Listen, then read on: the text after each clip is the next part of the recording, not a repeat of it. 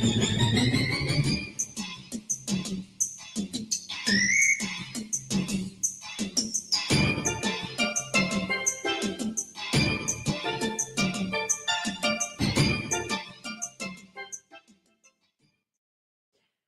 to WEFM's 3 p.m. News. I am your presenter, Jessica Klein. First, on the local scene. A 3-year plan for the holistic development of the steel pan art form here in St. Vincent and the Grenadines has been presented to the Prime Minister, Dr. Ralph Gonsalves, as well as the Minister with responsibility for culture, Carlos James. This is according to President of the Yulu Pan Movement, Rodney Small, who made the disclosure during a recent press conference. We hear more from Mr. Small.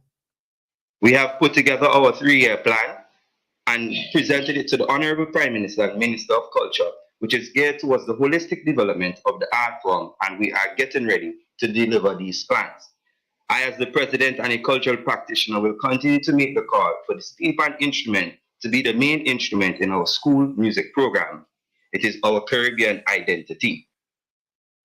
That was the President of the Yulu Pan Movement, Rodney Small. Mr. Small also expressed gratitude to the government for the introduction of the Pan Against Crime initiative, which launched in 2008 as the government looked at ways to combat the upsurge in violence and crime at the time. Following a reduction of sponsors for Vincy Mas last year, sponsors are now back on board for this year's festivals. This is according to Chairman of the Carnival Development Corporation, CDC, Ricardo Adams, at a press conference held at the CDC's conference room on Monday. Mr. Adams said that sponsors have returned in the capacity they were before, and in some cases have even increased their contribution in the Vincy Mas Festival.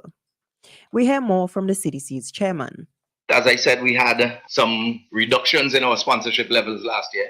We're happy that in discussions, a lot of the sponsors are coming back on board and coming back on board at the levels at which they used to be. Some are even coming on board at higher levels than they were before. So again, I want to say a special thanks to those sponsors. I want to say thanks in advance to the sponsors that we're going to be approaching, because we've sent out a number of letters. We're following up on that. And we're very hopeful that in the next couple of weeks, by the time we get to our launch, you would see some new faces on board, and you would see some faces on board who've been our traditional friends and partners over the years, who are back with us at the levels that they were. That was the chairman of the Carnival Development Corporation, CDC, Ricardo Adams. The Carnival Development Corporation, CDC, will be launching Vincy Mas 2023 on Saturday, May 6th at the Victoria Park. Still on the local scene, Vincentian athletes competing at the Alba Games 2023 in Venezuela continue to put on excellent performances.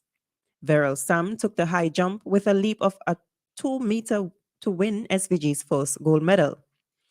Coslan Craig also made his country proud when he won a bronze medal in an 8-ball billiards at the Games. SVG's male and female volleyball teams also put a superb showing in Venezuela with victories over Dominica. This was applauded by Minister of Public Service, Consumer Affairs, and Sports Frederick Stephenson during the grand opening of the Chile Hard Court. We hear more from Minister Stephenson. The male volleyball team for St. Vincent and the Grenadines and the female volleyball team of St. Vincent and the Grenadines defeated Dominica in those Alba Games in volleyball. The males 3 games to nothing, and the females 3-1. If the government didn't have the foresight for the development of these facilities, I do not think that we would have had the tremendous success that we are having in Venezuela at the 5th Alba Games. That was the Minister of Public Service, Consumer Affairs and Sports, Frederick Stephenson. The Alba Games are a multi-sport event organized by the Bolivarian Alliance for the Americas. The Games are held once every 2 years. It was originally intended only for athletes of the Alba member states, but it has expanded to other countries in the Americas.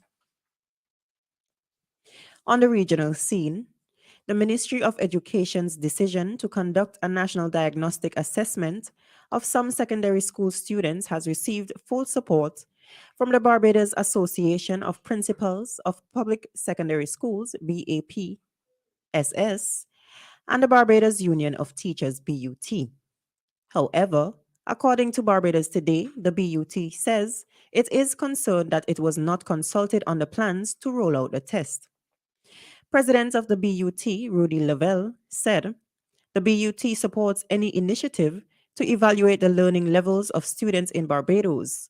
However, with regards to this specific test, I cannot speak directly to it because we were not consulted as a union and regarding the intended outcomes of tests. What we have gathered so far is what we would have seen in the media. Lovell further stated, as a stakeholder, it could have been mentioned at any of the meetings between the union and ministry recently. Teachers may have been involved in terms of formulating questions, but the union was not involved in terms of being aware of what was going on. If we are considered to be a partner, I think we should be consulted with regards to the implementation of anything in education. Still on the regional scene, St. Lucian fisherman Vernon Samuel and a partner set out to sea on Thursday, April 27th, in search of 3 colleagues from Denary who was reported missing since Wednesday. According to reports from St. Lucia Times, Samuel, who has been fishing since 2006, disclosed that he had his share of difficulties at sea and was elated to have found the men.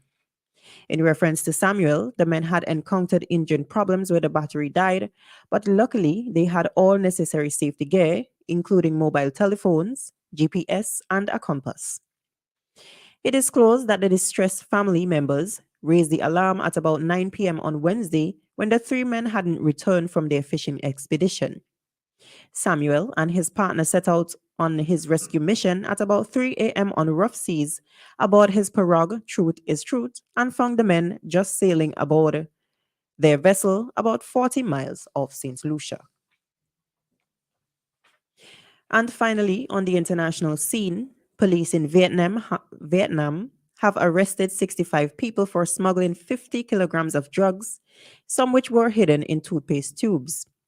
According to BBC, 4 Vietnam Airlines cabin crew were found with the tubes in carry-on bags after a flight from Paris to Ho Chi Minh City and were arrested.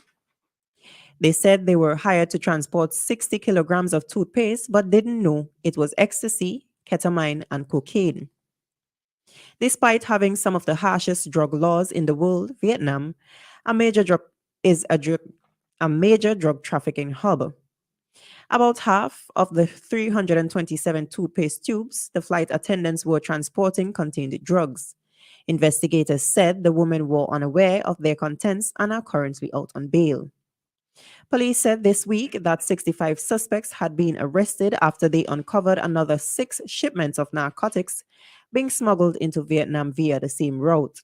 The 65 suspects are being investigated for various charges, including buying, selling, transporting, and storing narcotics, according to local media. This has been WEFM's 3 p.m. news. I have been your presenter, Jessica Klein. Join us again at 5:30 p.m. for WEFM's evening news, and we thank you for listening.